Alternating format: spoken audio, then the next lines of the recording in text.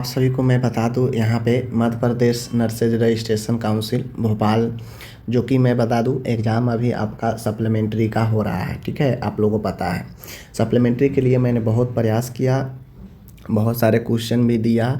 Last समय में मैं इम्पोर्टेंट वीडियो भी दिया। जो भी हुआ प्रयास किया कि आप लोग बेहतर कर पाए और निकल जाए। जो लोग फॉलो अप किए उनको बहुत हेल्पफुल हुआ।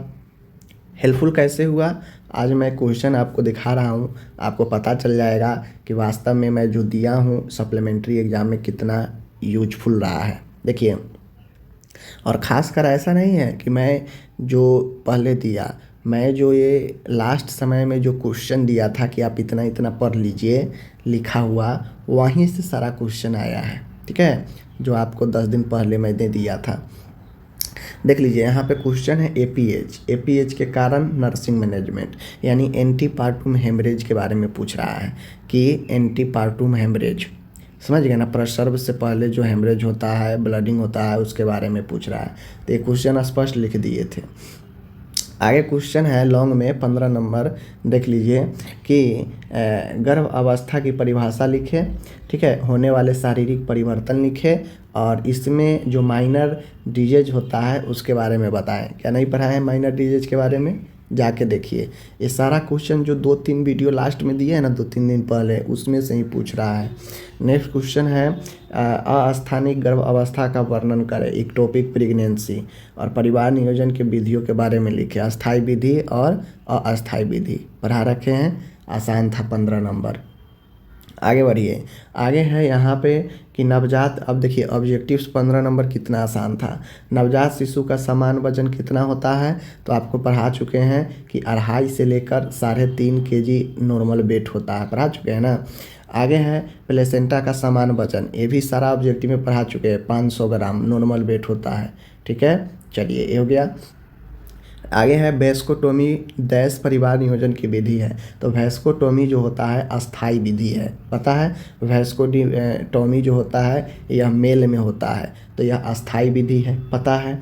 गर्भस्थ शिशु के हृदय की धड़कन डैश सप्ताह में सुनी जाती है, तो सब लोग को पता है, मैं कई बार पढ़ा चुका हूँ, 6 से 8 सप्ताह में सुनी जाती है हृदय की धड़कन।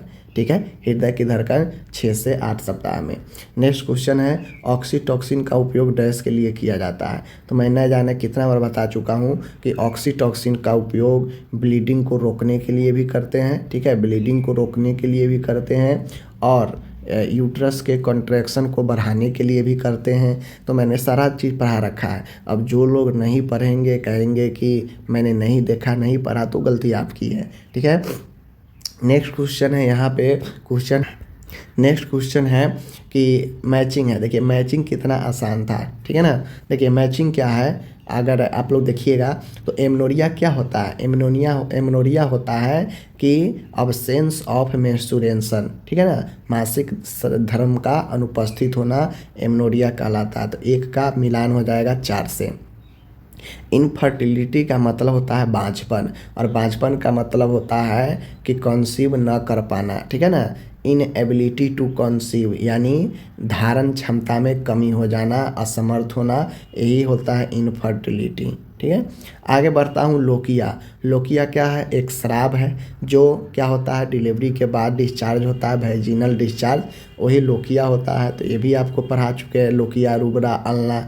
ओके, नेक्स्ट है एएनसी, तो आपको मैं पढ़ा चुका हूँ कि एएनसी जो होता है एंटीनेंटल केयर विजिट जो होता है कम से कम 4 होना चाहिए गर्भावस्था में। ठीक है, उसके बाद प्रेगनेंसी इंड्यूस्ड हाइपरटेंशन, तो प्रेगनेंसी इंड्यूस्ड हाइपरटेंशन यह जो है किसका लक्षण हो सकता है, या हाई रिस्क प्रेगनेंसी का हो सकता है। ठीक है, बचे ही गया तो मैच कर देंगे। देखिए कितना आसान था, 5 नंबर ए वाला, 5 नंबर ए वाला, 10 नंबर। मैंने यही ना बोला था कि ऑब्जेक्टिव इतना आसान होता है कि आप 12-13 नंबर आसानी से कर लेंगे और आपका रिजल्ट अच्छा आ जाएगा। लेकिन फिर भी आप नहीं पढ़े, मैंने जाके देखिए जितना ऑब्जेक्टिव मैं कराया हूँ सब वहीं से आ रहा है। तो अगर आप नहीं देख के गए तो इसमें गलती किसकी है, आप ही बता सकते हैं। तो यहाँ पे तो ये हम करा ही दिए मैचिंग वाला, ठीक है ना। आगे है यहाँ पे देख लीजिए, यहाँ पे ट्रू फॉल्स है देखिए कहता है प्राइमी ग्रेविटा का मतलब महिला की पहली बार गर्भवती होना है, तो बिल्कुल है, कई बार बता, ये सब प्रॉपर बता चुके हैं। आगे है बार बार वेजिनल परीक्षण के कारण संक्रमण होता है, तो बिल्कुल बार बार अगर आप टेस्ट करेंगे, एग्जामिन करेंगे तो संक्रमण हो सकता है, सही बात है।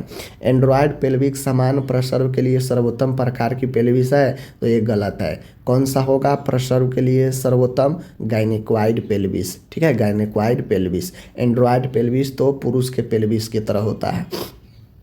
एमटीपी एक्ट की शुरुआत 1971 में हुई, तो हुई, ये बात सही है, ठीक है।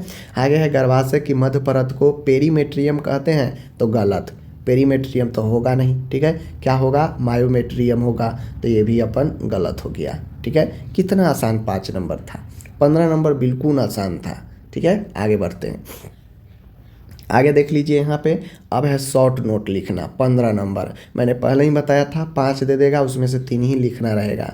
तो देखिए 3 एपिजियोटोमी लिखिए, पढ़ा चुके हैं। प्रसव पूर्व देखभाल पढ़ा चुके हैं। पीपीएच पढ़ा चुके हैं। गर्भपात एवर्सन पढ़ा चुके हैं। स्तनपान पढ़ा चुके हैं। अब सब पढ़ा दिए थे। 5 में जो बढ़िया आपको याद था वो लिखना था, 3 लिखना था, 15 नंबर मिल जाता। और ये सारा ऑब्जेक्टिव्स जो मैं लास्ट 10-12 दिन पहले मैं दिया हूँ कि इतना पढ़ लीजिए आप लोग, वहीं से सब चीज़ आया है, बाहर से कुछ नहीं आया है। जो एग्ज़ाम दिए उनको पता है, और मैं भी देख रहा हूँ क्वेश्चन, मुझे भी पता चल रहा है, ठीक है। तो मैं जो कहता हूँ अगर उतना आप करते हैं तो रिजल्ट में डरने की कोई बात नहीं है।